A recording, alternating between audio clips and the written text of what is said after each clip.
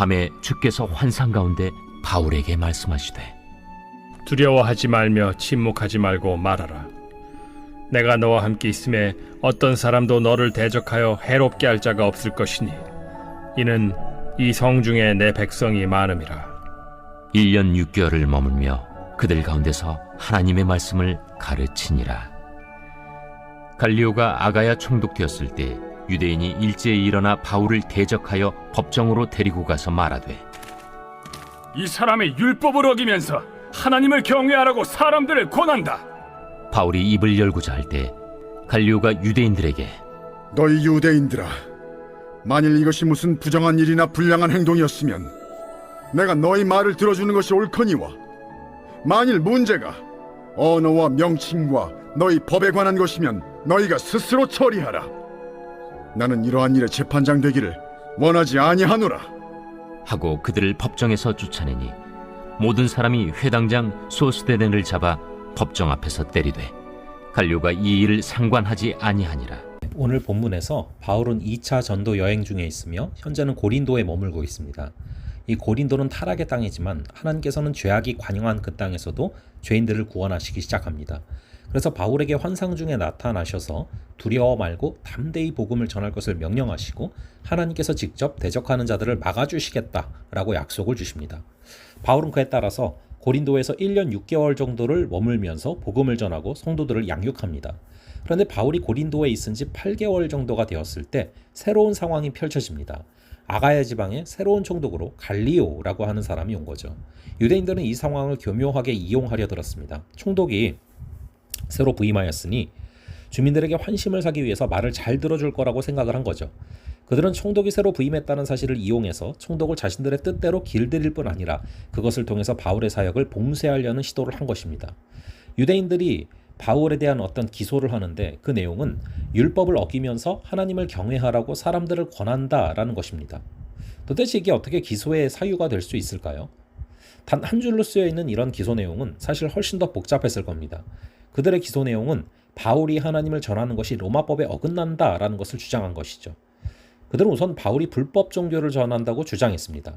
로마 제국에서는 로마 정부가 공인하지 않은 종교를 전하는 것을 불법으로 여겼습니다.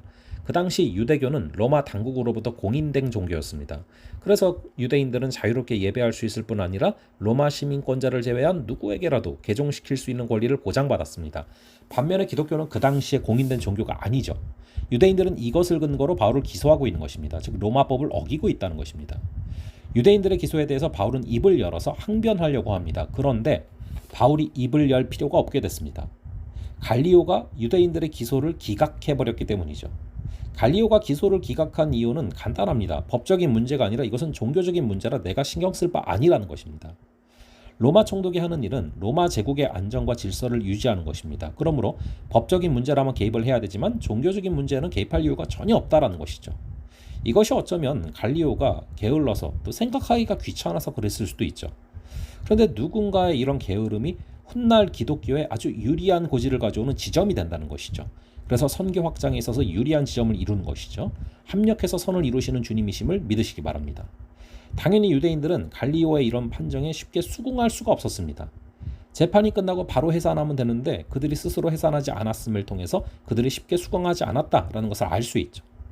그들은 갈리오에게 자신들의 기소가 종교적인 문제가 아니라 법적인 문제다라는 것을 기를 쓰고 주장했지만 아무리 주장을 해도 갈리오는 결국 부하들에게 명령하여 그들을 쫓아버리는 것입니다.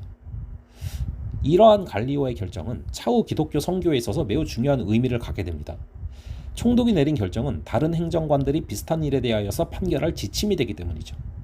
만약 바울이 이때 유죄 판결을 받았다면 선교에 막대한 어려움이 초래됐을 겁니다. 그러나 기소 자체가 기각됨으로 인해서 차후 선교에 순탄한 길이 열리게 된 것이죠. 이것을 통해서 말하는 누가의 초점은 사건들 뒤에 역사하고 계시는 하나님의 보이지 않는 손에 있습니다. 하나님께서는 고린도에서 그 누구도 대적하지 못하도록 해주겠다는 언약을 바울에게 주셨고 갈리오의 재판을 통해서 그것을 증명해 주는 거죠. 우리는 수많은 대적들을 만나게 되고 수많은 장애물을 만나게 됩니다. 그러나 하나님께서는 보이지 않는 손길로 우리를 보호하시고 인도하고 계십니다. 바울이 입을 열기도 전에 갈리오가 기소를 기각당한 것처럼 우리의 인생에서도 이러한 일들이 벌어지는 것입니다. 우리가 입을 열기도 전에, 우리가 손을 쓰기도 전에, 우리가 발걸음을 옮기기도 전에 하나님께서 앞서 일하실 것입니다. 우리는 오직 하나님을 신뢰하고 의지하며 하나님과 교제하는 것에 집중하면 됩니다. 하나님을 찬양하고 그 이름을 높이며 하나님의 나라를 위해서, 하나님의 영광을 위해서 걸어갈 때, 우리의 시간과 물질과 재능과 열정을 주님을 위해 사용하면서 살아갈 때 하나님께서는 보이지 않는 손으로 우리 앞에 장애를 치우시고 대적자를 멸해 주실 줄로 믿습니다.